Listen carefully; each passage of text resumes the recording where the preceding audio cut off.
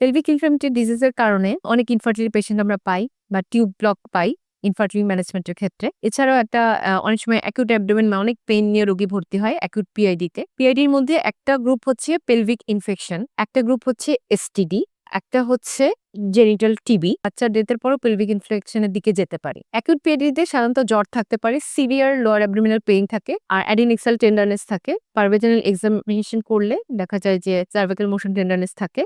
Acute পিআইডিতে actually management যেটা হবে সেটা হচ্ছে আমরা কনজারভেটিভ ম্যানেজ করার চেষ্টা করব। আমরা আল্ট্রাসাউন্ড করে দেখব যে এখানে পেলভিক অ্যাবসেস বা এগুলোও আছে কিনা, বা অ্যাবডোমিন এক্সামিনেশন করে পেরিটোনাইটিসের কোনো সাইন সিমটম আছে কিনা, আর জেনারেলি সিবিসি করে যে ইনফেকশন ইনফ্লামেশনে কি সাইন সিমটম আছে সিআরপি আমরা করতে পারি।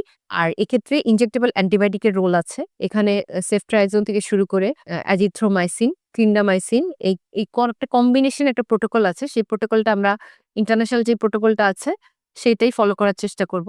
এটা বিভিন্ন অ্যান্টিবায়োটিকের কম্বিনেশন দিয়েই করা হয়েছে।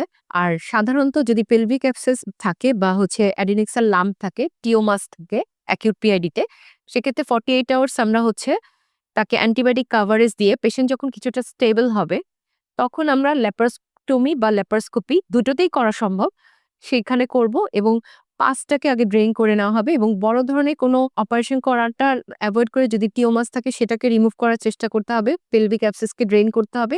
আর একান্তই যদি দেখা যায় যে পেশেন্ট স্টেবল আছে বা সবকিছু ভাইটাল সাইন ঠিক আছে, কিন্তু কোনোভাবেই পেশেন্টের অ্যাকিউট পিআইডিতে তার ইউটেরাস অ্যাডিনেক্সে সবকিছু হ্যাম্পার হয়েছে বা একদম টোটাল পেলভিক অ্যাবসেস বা খুবই খারাপ অবস্থা, তখন একদম লাস্ট রিসোর্ট হিসেবে হিস্টেক্টমির কথা আসে। যদিও সেটা এখন আমরা দেখা যায় করাই হয় না। আর ক্রনিক পিআইডি আরেকটা ডিজিজ যেটাতে পেশেন্টের হচ্ছে ক্রনিক্যালি ভ্যাজানাল ডিসচার্জ থাকতে পারে, একটা ডাল ল্যাকিং পেইন থাকতে পারে।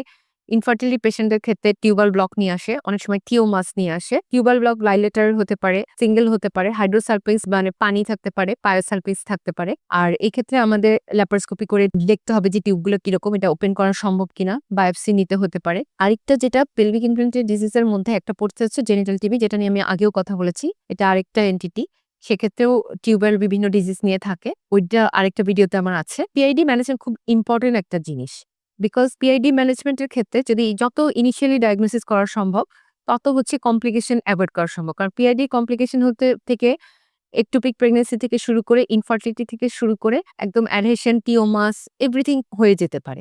সেজন্য এটার যত আর্লিয়েস্ট ম্যানেজমেন্ট করা সম্ভব, এবং অনেক সময় দেখা যায় যে বিভিন্ন প্রসিডিওর, এমআর, আনসেফ অ্যাবর্শন এগুলোর থেকে পেলভিক ইনফ্লামেটরি ডিজিজের দিকে চলে যায়, অথবা হচ্ছে এসটিডি, বিভিন্ন ধরনের এসটিডি থেকে। তো যদি পার্টনারের এসটিডি ট্রেসিং করা যায় তখন দুই পার্টনারকে আসলে অ্যান্টিবায়োটিক দিয়ে ম্যানেজ করলেও পিআইডি কে বা পিআইডির যে সিকুয়েলগুলো হয় এটা প্রিভেন্ট করা সম্ভব।